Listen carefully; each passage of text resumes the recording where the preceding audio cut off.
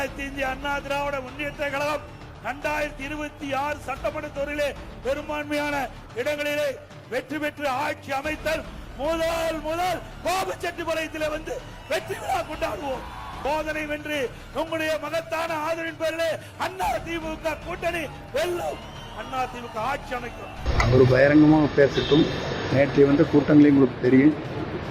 எந்தெந்த மாவட்டத்திலிருந்து வந்தார்கள், எந்தெந்த பகுதியிலிருந்து வந்தார்கள், எந்தெந்த பகுதியிலிருந்து கூட்டம் வந்தது என்பது அங்கே இருக்கிற கோபிச்செட்டிப்பாளையத்தில் வாழுகிற மக்களுக்கு தெரியும். பல்வேறு இடங்களிலே பேருந்துகள் வாகனம் மூலமாகத்தான் இங்கே வரப்பட்டிருக்கிறது. நான் அங்கே சென்றபோது பார்த்திருக்கக்கூடும். 2 இடங்களிலே வந்த கூட்டங்கள் எவ்வளவு என்பதை நீங்கள் அறிவீர்கள்.